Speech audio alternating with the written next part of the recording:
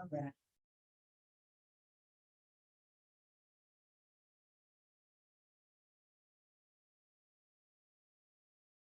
ini, hadis ini dikeluarkan atau dicatat oleh beberapa perawi hadis.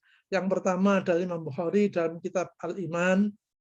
Yang kedua Imam Muslim dalam bab iman. Kemudian Imam Tirmidzi dalam kitab karakteristik hari kiamat, karena ada kaitannya dengan itu. Kemudian yang keempat Imam Ibnu Majah dalam mukaddimahnya. Jadi ada ini dimuat banyak hadis. Nah, kemudian kedudukan hadis ini itu sangat penting menurut Imam Nawawi dalam syarahnya, dan juga ini menyebut rujukannya adalah dari Abu Muhammad Al-Malik, bahwa hadis ini merupakan salah satu dari 4 pilar etika kebaikan atau adab-adab kebaikan. Jadi menurut Imam Abu Muhammad Al-Malik ini, Rasulullah SAW itu mengeluarkan 4 jenis etika atau 4 jenis pedoman kebaikan. Kalau kita ingin menjadi baik, itu minimal ada 4 hal ini harus ada pada diri kita, dan itu semuanya disebutkan dalam hadis.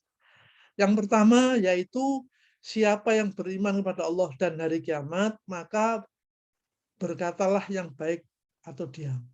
Dalam hadisnya itu, man kana yu'min billahi wal yaumil akhir falyaqul khairan aw liyasmut. Ini pedoman adab. Kalau kita ingin menjadi orang baik, etikanya itu adalah yang pertama ini. Man kana yu'min billahi wal yaumil akhir falyaqul khairan aw liyasmut. Barang siapa yang ingin, barang siapa yang percaya kepada Allah dan hari akhir, maka hendaknya dia berkata yang baik saja atau dia. Nah, ini memang pedoman yang sangat baik dan sebenarnya logis. Tetapi tentu kita ini sulit menerapkan seperti itu. Bahwa ini berkata itu refleks bagi kita, dan berkata itu begitu saja muncul dari apa yang ada di dalam hati kita. Jadi lisan adalah dutanya hati, itu betul. Jadi kalau hati kita sedang merasakan sesuatu, dengan mudahnya kita mengucapkan sesuatu, padahal belum tentu yang kita ucapkan itu baik. Nah, kalau kita itu ingin menjadi orang baik menurut Rasulullah, maka hendaknya kita itu berkata yang baik-baik saja atau diam. Diam. Ini etika yang pertama yang diberikan oleh Muhammad SAW. Lalu yang kedua, ini berkaitan dengan hadis yang beberapa minggu yang lalu kita jelaskan, yaitu hadis yang ke-12. Yaitu di antara tanda-tanda sempurnanya, di antara tanda-tanda sempurna iman adalah meninggalkan sesuatu yang tidak bermanfaat. Ya, hadisnya itu yang lalu, min husnil islamil mar'i tarkuhu ma la ya'ni. Dari tanda-tanda sempurnanya atau baiknya keislaman seseorang itu ialah meninggalkan sesuatu yang tidak perlu. Nah, meninggalkan sesuatu yang tidak perlu. Ini mungkin ya juga berat juga dalam bidang ini. Dalam kaitannya berkata pun sebenarnya ini berkaitan juga. Sebagai contoh, kita berkomentar tentang ini, itu, dan sebagainya, itu pertanyaannya, apakah komentar saya ini ada gunanya? Kita sering mengomentari sesuatu di sekitar kita, apapun, mulai dari kondisi orang-orang di sekitar kita, sampai dengan kondisi orang lain, sampai pimpinan kita, sampai negara kita, sampai institusi kita, berkomentar. Pertanyaannya adalah, apa komentar kita itu ngefek, punya efek? Nah, kalau tidak punya efek sama sekali, untuk apa sebenarnya? Nah, ini. Padahal di sini Nabi Muhammad SAW itu menyatakan dari tanda-tanda kebaikan Islamnya seseorang adalah meninggalkan sesuatu yang tidak perlu. Nah, ini etika kebaikan yang kedua. Kemudian yang ketiga adalah jangan marah. Ini pun hadis Nabi, ketika ada seseorang ini apa namanya ingin mendapatkan wasiat dari Nabi Muhammad SAW, kemudian Nabi menjawab, la taghdab, jangan marah. Sampai 3 kali tanyanya ini, la taghdab, jangan marah. Nabi kita itu mengetahui kondisi setiap sahabatnya, sehingga jawaban Nabi tentang sesuatu yang ditanyakan oleh sahabat itu berbeda-beda. Mungkin ini sahabat yang langsan gitu ya, sehingga ketika tanya kepada Nabi Muhammad SAW tentang wasiat yang diberikan, Nabi menyatakan la taghdab. Faraddada mirarang qala la yaghdab. Diulangi lagi tanya, maka jawabnya tetap la taghdab. Diulangi lagi tanya sampai 3 kali, jawabnya tetap la taghdab. Nah, ini marah. Memang ada pembawaan orang-orang yang keras dan sebagainya. Ya contohnya misalnya Sayyidina Umar dan sebagainya, itu pantangannya adalah pada saat sedang marah jangan mengambil keputusan apapun. Nah ini, pada saat sedang marah jangan mengambil keputusan apapun. Karena sedang marah, posisi hati kita itu sedang berada dalam posisi hawa nafsu yang didorong oleh setan. Kalau dalam kondisi seperti itu kemudian mengambil keputusan, maka dia ini cenderung untuk didorong oleh itu. Ada kisah yang terkenal ketika Sayyidina Ali karramallahu wajhah sedang berduel dengan seorang musuh, dan ketika musuhnya itu sudah hampir kalah, ternyata dia itu meludahi wajah Sayyidina Ali, maka kemudian Sayyidina Ali itu meninggalkan musuh itu, tidak jadi dikalahkannya. Ketika ditanya kenapa seperti itu, Sayyidina Ali mengatakan ketika pertama kali bertempur, itu niatnya benar-benar lillahi ta'ala. Benar-benar fi sabilillah. Tapi ketika wajahnya diludahi, itu beliau marah. Oleh karena itu takut kalau dia memutuskan membunuh orang itu dalam kondisi marah, itu niatnya sudah bukan lillahi ta'ala lagi, tetapi melampiaskan kemarahan. Sampai sebegitunya. Kalau para sahabat sebetulnya ya kita tidak sampai sebegitunya, ya kuncinya adalah pada saat kita marah, jangan mengambil keputusan apapun. Kalau bisa, la taghdab, jangan marah. Ini pedoman yang ketiga, kalau kita ingin memenuhi adab yang diberikan oleh Nabi Muhammad SAW. Ada 4 hadis ini. Yang keempat adalah hadis ini, yaitu la yu'minu ahadukum hatta yuhibba li akhihi ma yuhibbu li nafsihi. Tidak sempurna iman seseorang hingga ia mencintai saudaranya seperti mencintai dirinya sendiri. Nah, ini cinta yang bagaimana? Ini dijelaskan dalam salah yang lain. Al-mahabbah ad-diniyah. Al-mahabbah ad-diniyah. Cinta kasih sayang yang bersifat keagamaan. Bukan al-mahabbah al-basyariyah. Cinta kasih sayang yang bersifat manusiawi, bukan mengasihi itu ada beda ya, lain ya. Memang kita harus mengasihi orang lain, mengasihi orang tua kita, mengasihi anak kita, istri kita dan sebagainya ya. Itu al-mahabbah al-basyariyah. Tapi yang dalam hal ini disebutkan oleh Nabi menurut syarah yang satunya adalah al-mahabbah ad-diniyah. Cinta kasih sayang yang bersifat agama. Jadi yang baik menurut agama. Sebagai contoh misalnya, kita itu senang kalau kita mendapat hidayah dari Allah Subhanahu wa taala. Oleh karena itu, maka kita pun senang kalau orang lain siapapun mendapat hidayah dari Allah Subhanahu wa taala.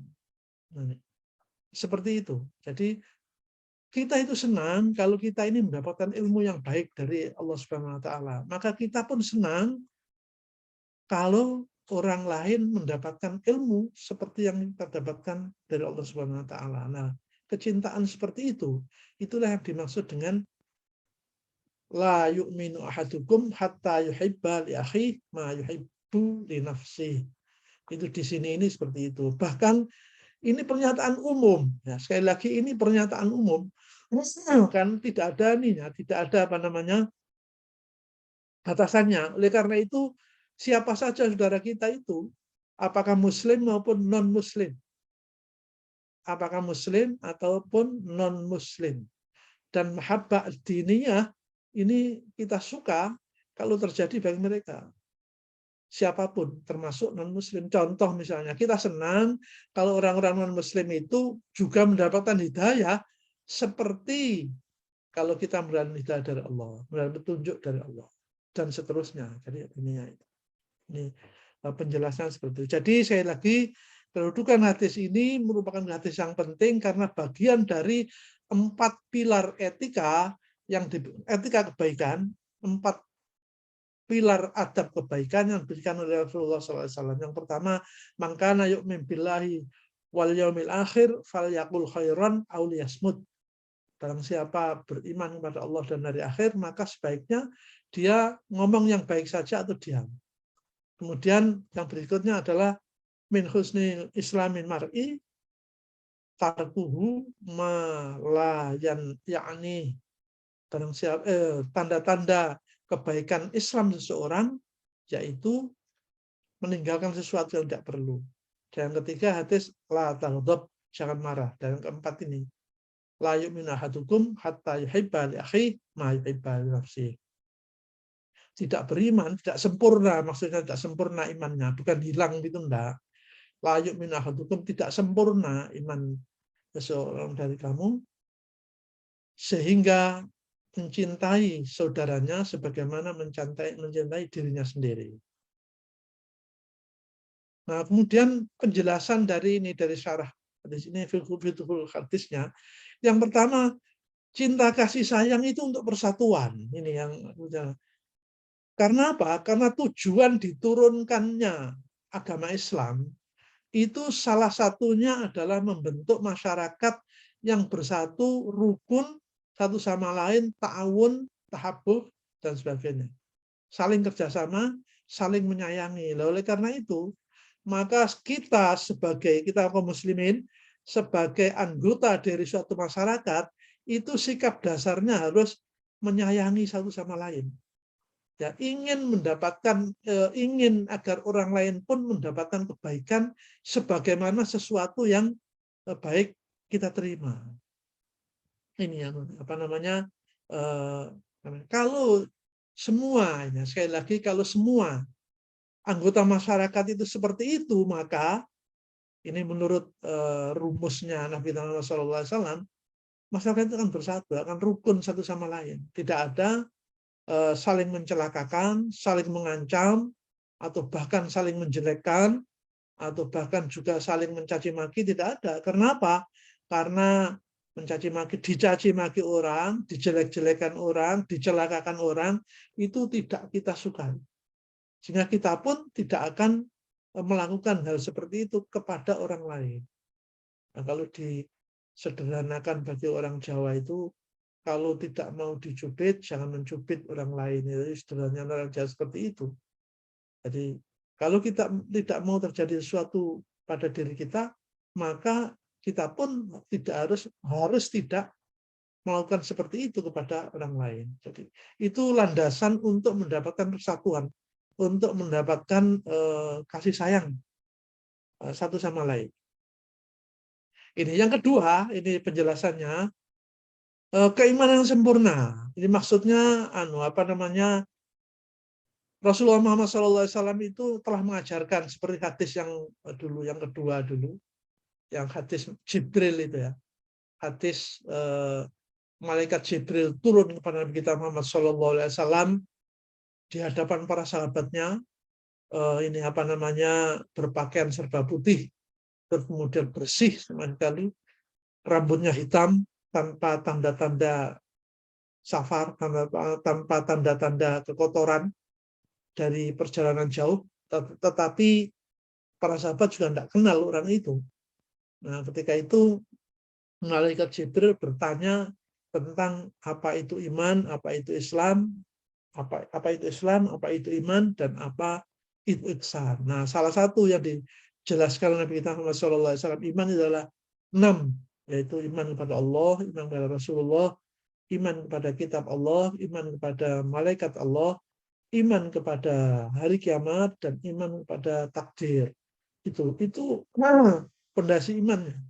Nah, tetapi iman yang seperti itu tidak akan tertanam dengan kuat jika jiwa seseorang itu tidak menjadi orang baik. Ya ini, ya hatinya saja mengatakan seperti itu tidak akan memperkuat imannya kalau tidak menjadi orang baik. Nah, baru bisa kuat imannya itu, memperkokoh imannya itu jika hatinya baik, tidak egois, menyerang dirinya sendiri, tidak iri hati, dan tidak membenci. Tetapi sebaliknya, mencintai sesama orang dalam arti al-mahabbah ad-diniyah,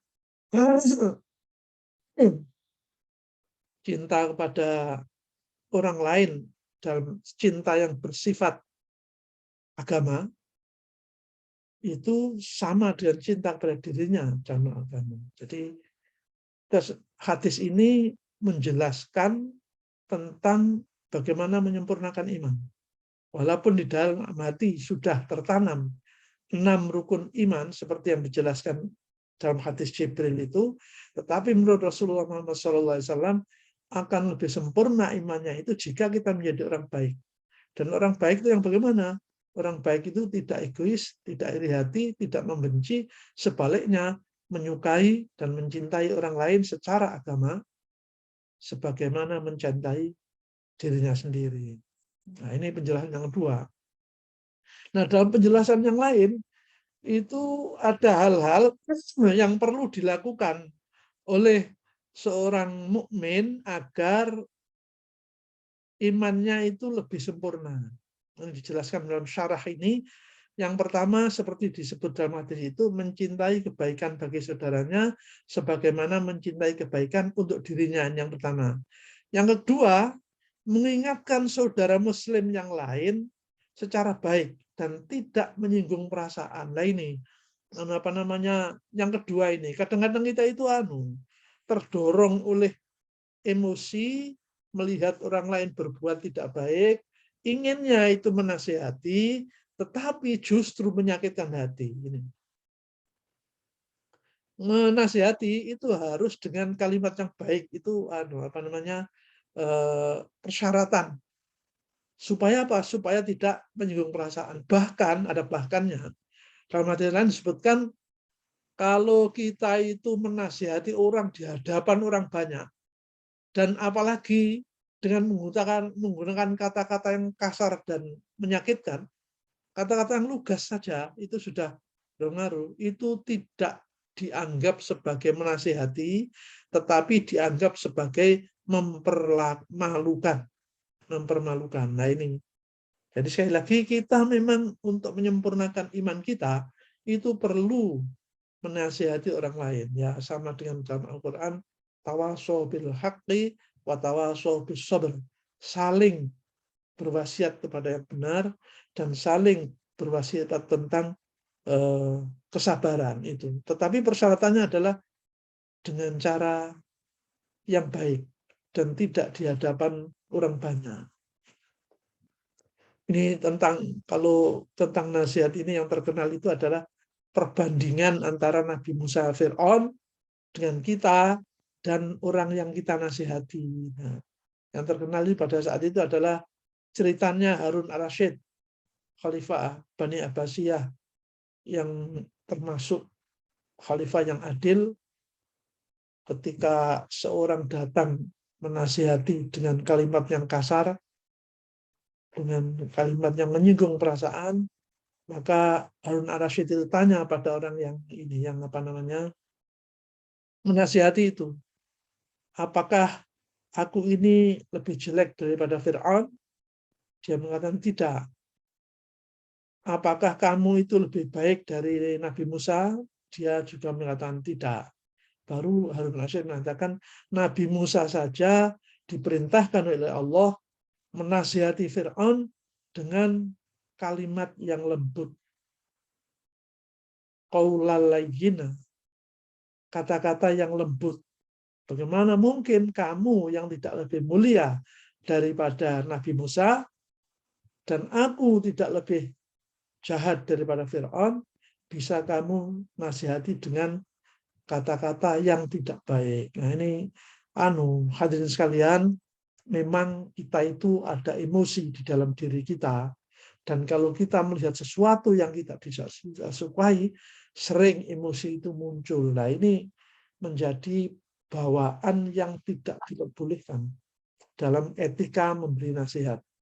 Kalau kita ingin iman kita sempurna, kita sekarang jarang-jarang memperhatikan seperti itu. Apalagi kalau dibantu dengan kemudahan media sosial itu.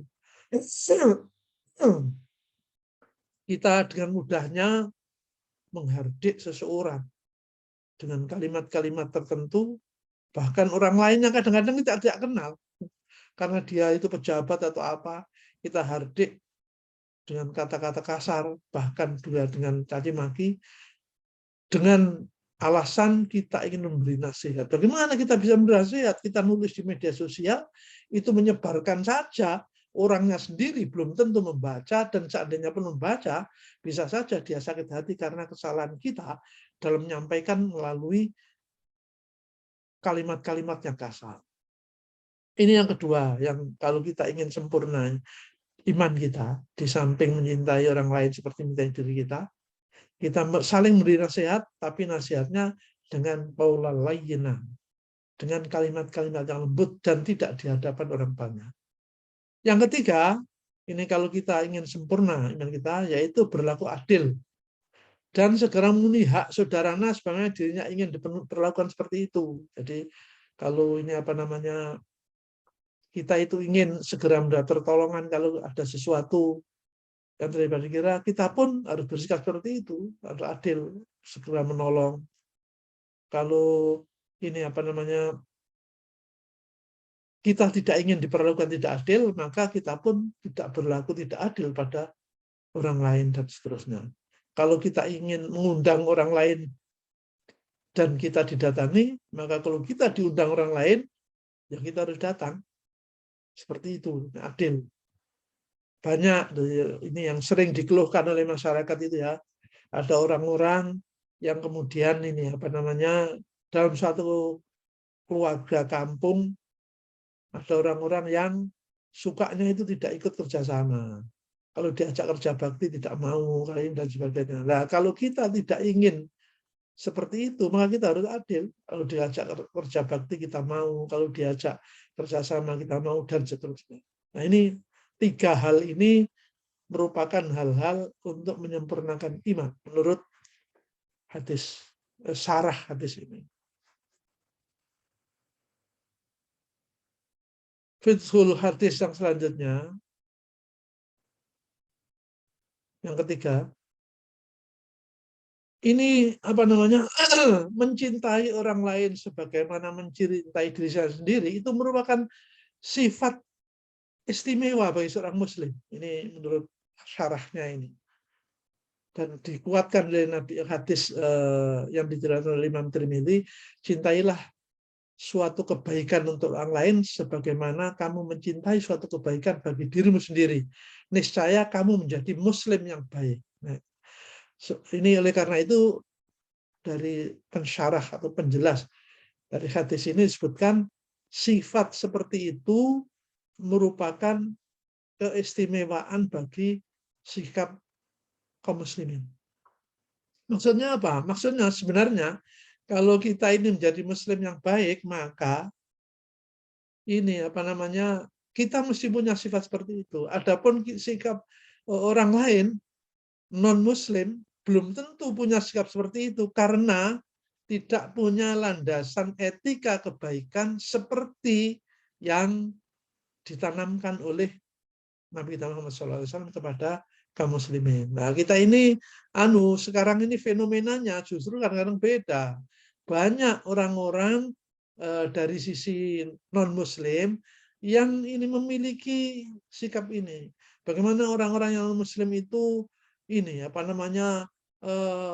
mencurahkan perhatian khusus pada orang-orang miskin, orang-orang terlantar dan sebagainya, itu banyak.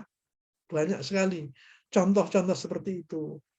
Padahal yang seperti itu seharusnya itu merupakan sifat yang istimewa bagi kaum muslimin, yaitu mencintai orang lain sama dengan mencintai dirinya sendiri. Kalau dirinya sendiri tidak suka miskin, maka ada orang lain yang miskin, kita cenderung untuk menolong dan sebagainya. Nah, terus pertanyaannya bagaimana? Apakah orang-orang muslim itu sifatnya yang seperti itu ini merupakan kejelekan atau merupakan dari mana? Sifat mencintai orang lain sebagaimana mencintai diri sendiri itu sebenarnya fitrah yang ditanamkan oleh Allah Subhanahu wa taala dan merupakan ajaran nabi-nabi mulai dari Nabi Adam sampai Nabi Muhammad. Jadi universal. Oleh karena itu, kecenderungan seperti itu sebenarnya merupakan sifat manusiawi yang baik. Yang kemudian diteguhkan dengan hadis Nabi ini tadi, cintailah suatu kebaikan untuk orang lain sebagaimana kamu mencintai suatu kebaikan bagi dirimu sendiri, niscaya kamu menjadi muslim yang baik. Jangan sebaliknya. Jadi kita ini mestinya berada di garda paling depan dalam ini melindungi kemanusiaan, menjaga martabat manusia, karena hal-hal seperti itu kita sukai. Bahkan juga bukan hanya itu, tetapi juga untuk makhluk alam semesta. Karena diutusnya risalah Nabi Muhammad SAW itu adalah rahmatan lil alamin, menyebar rahmat bagi alam semesta. Jadi pada alam semesta itu tidak hanya manusia, siapa saja. Dan tidak ada manusia yang muslim saja, tetapi manusia muslim maupun non-muslim, dan juga ini masyarakat hewan, juga masyarakat tumbuh-tumbuhan, dan segala macam lingkungan, karena mencakup alam semesta. Dan itulah sebenarnya yang seperti sikap seorang muslim yang istimewa. Dalam arti lain disebutkan sifatnya orang muslim itu seperti sifatnya lebah madu. Lebah madu, bukan lebah yang tukang menyengat itu. Lebah madu itu sifatnya apa? Yang pertama, dia itu makan hanya dari yang suci-suci saja, yaitu sari bunga, kan gitu kan, di Rasulullah SAW itu. Nah, Muslim juga begitu, makannya itu, rezekinya itu dikumpulkan dari yang baik-baik saja. Nah, ini kalau Muslim sungguhan seperti itu, walaupun punya kesempatan untuk korupsi besar-besaran uang negara dan bisa aman, kan banyak koruptor-koruptor kita itu yang aman. Tetapi Muslim yang istimewa ini tidak akan melakukan pencurian uang negara itu. Karena apa? Karena mengambil rezeki seperti itu, mengambil rezeki yang haram. Padahal sifat Muslim adalah mengambil rezeki yang halal. Seperti lebah madu yang hanya makan dari sari bunga. Yang kedua, sifat Muslim itu adalah dari perbuatan Muslim itu pasti menghasilkan sesuatu yang baik dan bermanfaat. Seperti sebagaimana lebah madu, dia itu menghasilkan sesuatu yang sesuatunya itu sangat bermanfaat, bukan bagi dirinya sendiri saja, tetapi juga bagi manusia lain, manusia untuk obat, yaitu madunya itu. Muslim juga begitu. Semua perbuatannya mesti menghasilkan manfaat. Karena apa? Karena sifat Muslim yang diterangkan dalam hadis itu tarkuhu malayan, yakni meninggalkan sesuatu yang tidak ada gunanya. Kalau sesuatu yang tidak ada gunanya ditinggalkan, maka yang dikerjakan itu adalah segala sesuatu yang ada gunanya. Dan oleh karena itu, maka hasil dari perbuatan Muslim itu mesti sesuatu yang bermanfaat. Sama dengan madu tadi, lebah madu tadi. Yang dimakan baik, hasilnya pun madu dan baik, bermanfaat. Yang ketiga, sifatnya Muslim yang baik itu seperti lebah itu. Lebah madu itu kalau hinggap di ranting yang paling rapuh sekalipun, tidak akan sampai mematahkan ranting itu. Apa maksudnya? Maksudnya adalah Muslim itu di lingkungan manapun, dia tidak akan menimbulkan kerusakan pada lingkungan. Nah ini, apa namanya, kalau Muslim itu yang pertama saling mencintai orang lain seperti cintai dirinya, kemudian tidak akan melakukan perbuatan sesuatu yang tidak berguna, maka dengan sendirinya tidak akan merusak lingkungan. Jadi amat sangat tidak tepat, tidak sesuai dengan ajaran Islam kalau kemudian seorang muslim itu atas nama berjuang justru merusak lingkungan, justru merusak lingkungan. Oh, seperti bom bunuh diri dan sebagainya itu. Diniati jihad fisabilillah, enggak jihad fisabilillah. Kalau penjelasan Kiai Imam Nawawi yang pernah dijelaskan oleh Gus Baha itu, pembunuh diri itu bukan jihad fisabilillah dan bukan mati syahid. Kenapa? Penjelasan Imam Nawawi yang diberikan oleh Gus Baha itu adalah kalau ada 100 tentara Islam melawan 100 tentara non-Islam, tentara kafir, gitu ya, yang saling berperang, terus satu saja orang yang berislam, yang Islam itu ingin mati, itu berarti menguasai kekuatan Islam, berarti tinggal 99. Nah, kalau semuanya ingin mati, ya kalah. Oleh karena itu, ingin mati syahid itu bukan ingin mati, tetapi ingin ditakdirkan oleh Allah untuk menjadi mati syahid. Tapi ketika perang, itu harus ingin menang. Ya, ingin menang. Oleh karena itu, membunuh diri dengan cara membunuh orang lain. Dan apalagi, kalau kemudian itu dilakukan di masjid, seperti yang dilakukan oleh teroris-teroris Timur Tengah, itu sama sekali tidak sesuai dengan sifat keistimewaan orang Muslim yang saling mencintai, tidak melakukan sesuatu yang tidak berguna, dan menjaga lingkungan, keselamatan lingkungan. Ini perlu ditanamkan hal seperti ini. Kenapa? Karena kadang-kadang orang-orang muda yang tidak tahu Islam secara keseluruhan, terus kemudian dikompori untuk merusak ini, merusak itu, untuk kemudian bunuh diri dan rangka ini dilabeli dengan mati syahid, itu mudah termakan. Nah, ini perlu kita sebagai kaum muslimin menyebarkan hal-hal seperti ini. Bahwa Muslim itu tugasnya bukan merusak. Muslim itu tugasnya itu rahmatan lil alamin. Lah kalau perang lain. Kalau perang membunuh-bunuh ya seperti yang dilakukan oleh para pahlawan 10 November itu loh. Ketika dicetuskan resolusi jihad oleh Khalil Syekh Hasyim Asy'ari, wajib ain hukumnya bagi muslimin yang berada dalam radius 94 km dari Surabaya untuk berjihad fisabilillah, perang melawan Belanda kafir yang ingin menjajah Indonesia. Begitu dikomandokan seperti itu, maka semua kaum muslimin berbondong-bondong untuk berjihad fisabilillah. Mati pun tidak apa-apa. Itu benar. Itu benar. Sekali lagi benar karena apa? Karena niatnya ingin menang, tetapi kalau kemudian tidak mati, kemudian mati itu tidak masalah. Dan yang dilawan itu jelas, yaitu penjajah yang ingin menjajah negeri kita. Itu jelas. Bukan dilakukan untuk bunuh diri, merusak orang lain, dan sebagainya. Ini jadi sifat cinta atau sesama orang lain ini merupakan sifat istimewa bagi kaum muslimin.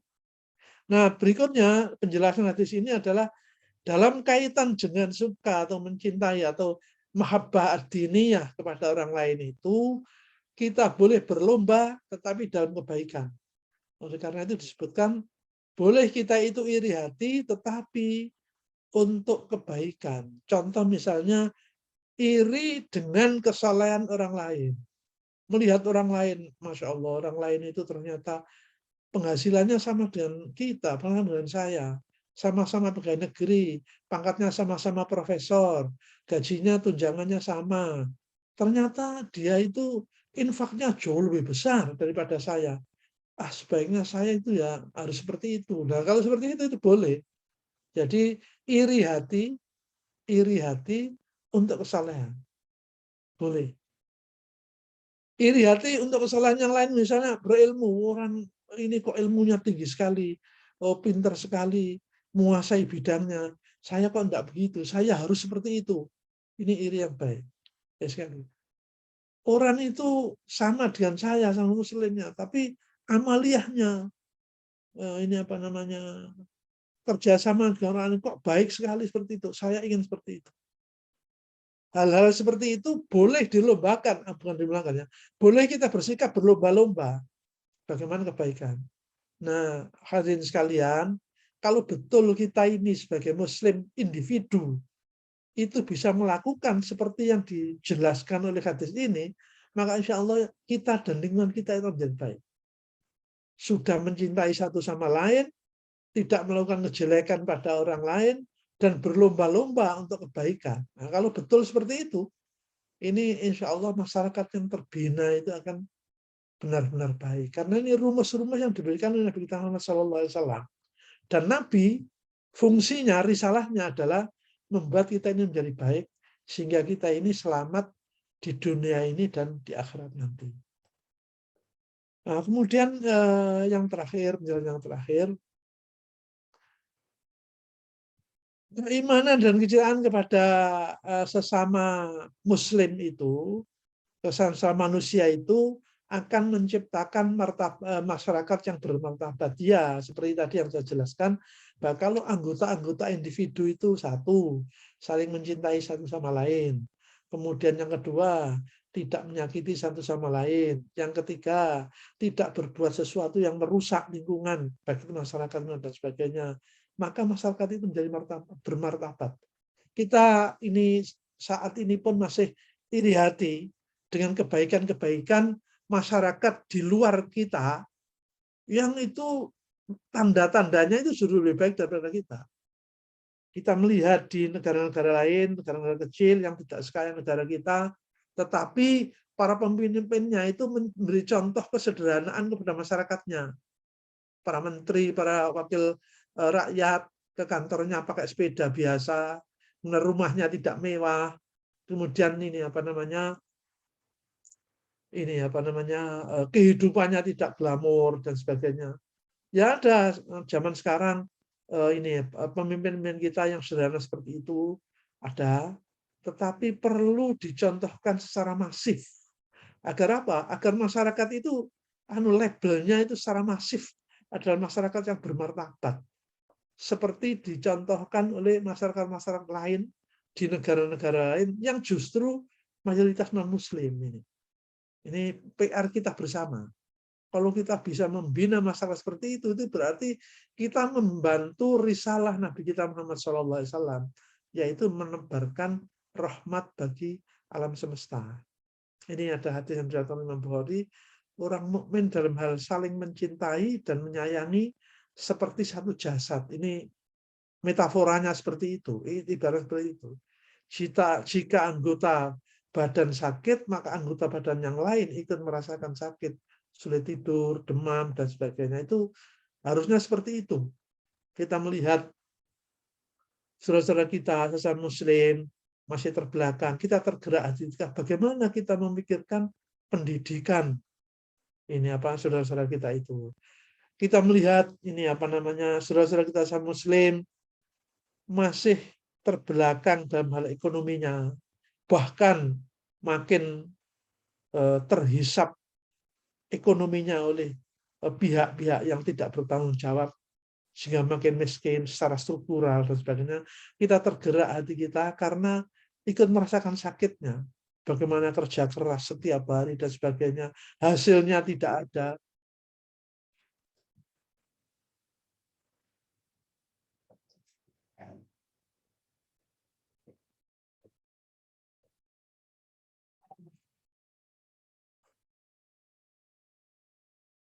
Hasilnya tidak ada dan sebagainya, kemudian hati kita tergerak untuk ikut serta menyelesaikan hal seperti itu. Hadirin sekalian, inilah penjelasan dari kitab Syarah Al-Wafi yang memberi syarah kitab Arba'in Nawawi ini sebagai pedoman etika kebaikan bagi kita untuk menjadi Muslim yang baik dan menyempurnakan iman kita kepada Allah Subhanahu wa taala. Wallahu a'lam bishawab. Wassalamualaikum warahmatullahi wabarakatuh. Mari kita berdoa ya. A'udzubillahi minasyaitonirrajim. Bismillahirrahmanirrahim. Alhamdulillahirabbil alamin. Hamdan yuafi ni'amahu wa yukafi'u masidah. Ya Rabbana lakal hamdu kama yanbaghi li jalali wajhikal karim 'azimi sultanik. Allahumma shalli ala sayyidina Muhammadin tibbil qulubi wa dawaiha wa afiyatil abdani wa shifaiha wa nuril absari wa diyaiha wa ala alihi wa sahbihi wasallim. Allahumma a'inna ala dzikrika wa syukrika wa husni ibadatik. Allahumma iftah alaina futuhal arifin bi hikmatika wa anshur alaina rahmataka wa dzakirna idza nasina ya dzal jalali wal ikram. Allahumma rzuqna fahman nabiyyin wa hifdzal mursalin wa ilhamal malaikatil muqarrabin bi rahmatika arhamar rahimin. Allahumma ja'alna wa ja'al auladana wa ja'al talamidana min ahlil ilmi wa ahlil khair wa la taj'alna wa iyyahum min al-syarri wa dhair. Rabbana hab lana min azwajina wa dhurriyyatina qurrata a'yun waj'alna lil muttaqina imama. Rabbana ighfir lana wa li walidayna warhamhum kama rabbawna shighara. Rabbana atina fid dunya hasanah wa fil akhirati hasanah wa qina adzabannar. Rabbana taqabbal minna innaka antas samiul alim wa tub alaina innaka antat tawwabur rahim. Wa sallallahu alaihi wasallam Muhammadin wa ala alihi wa sahbihi ajma'in. Subhana rabbika rabbil izzati amma yasifun wa salamun alal mursalin walhamdulillahi rabbil alamin.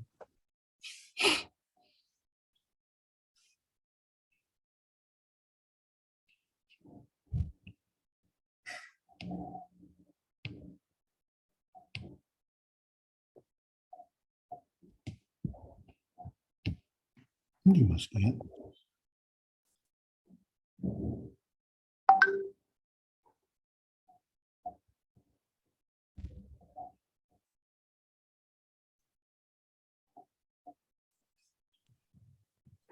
Mas Kia. Halo Mas Kia.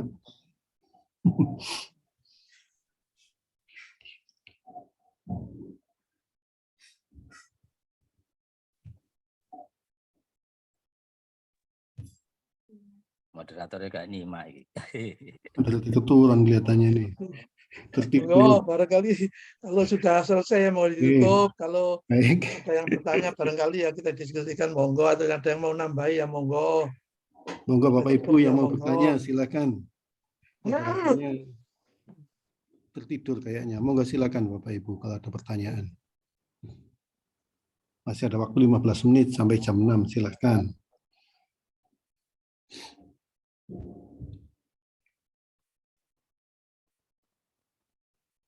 Oke, cukup nggih, kalau nggak ada kita akhiri. Tutup saja nggih. Oke, terima kasih. Oke. Allahumma sholli ala Muhammad.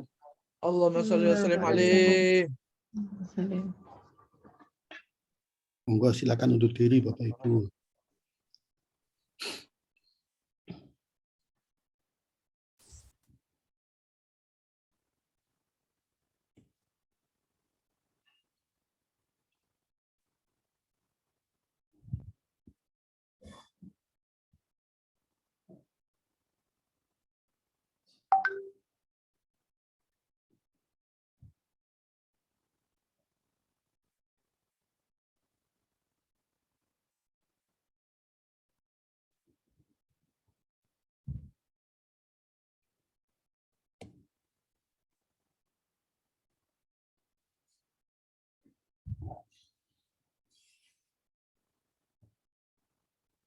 Sudah selesai Mas Kia, tertidur ya? Ya kita akhiri sudah pada undur diri semua ini. Jadi close saja. Teman-teman, begitulah demikian kajian dari subuh pada kali ini. Maaf atas seluruh kesalahan baik sekerja maupun harus kerja.